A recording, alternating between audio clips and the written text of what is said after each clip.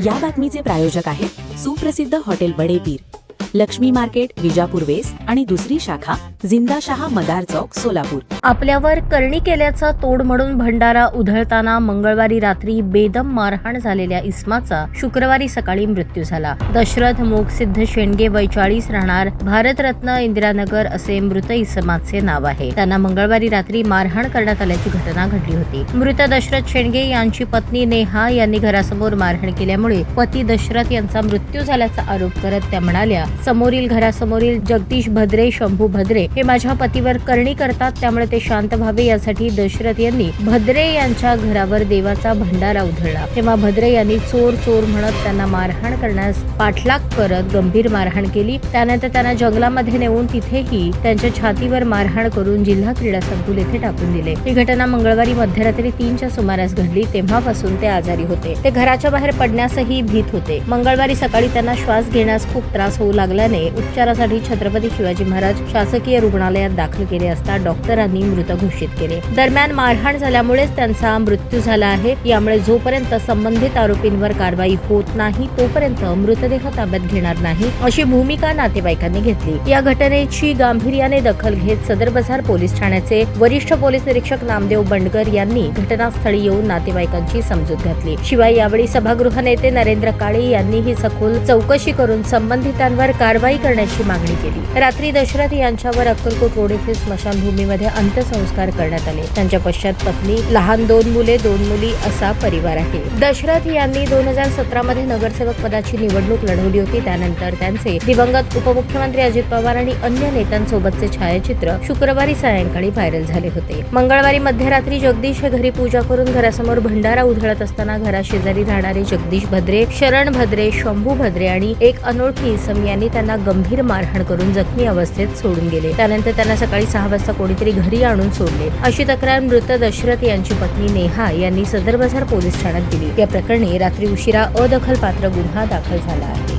हा दशरथ शेंडगे. काय झालं होतं? मंगळवारी माझ्या नवऱ्याला पौर्णिमे दिवशी रात्री किती वाजता उठले होते अंदाजे आम्हाला माहित नाही. मी झोपले होते, सगळे झोपलेले होते.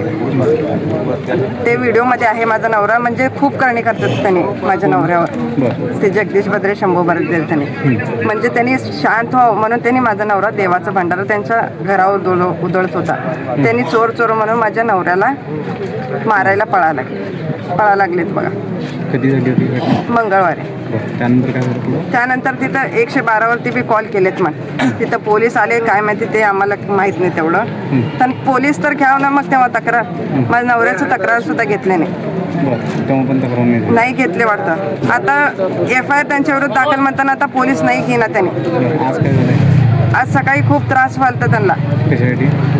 तेच मारलेल्याचं छाती दुखत होतं, धाप येत होतं. दवाखाने येऊसपर्यंतच गेलंय म्हणून सांगितलं. मारहाण कोणी केली, काय नाव वगैरे तुम्हाला काय जगदीश सांगितलं? भद्रे, शरण भद्रे, शंभू भद्रे आणि इतर मुलं होते. तुमचं आणि तुमच्या पतीचं काय बोलणं वगैरे झालं होतं? काय कुठं घेऊन गेले होते, काय घेऊन गेले? जंगलमध्ये घेऊन गेले ते. मग कुठले तेवढं जंगलमध्ये म्हटले, जंगलमध्ये मारूनच स्टेडियम पाशी नेऊन टाकलेत.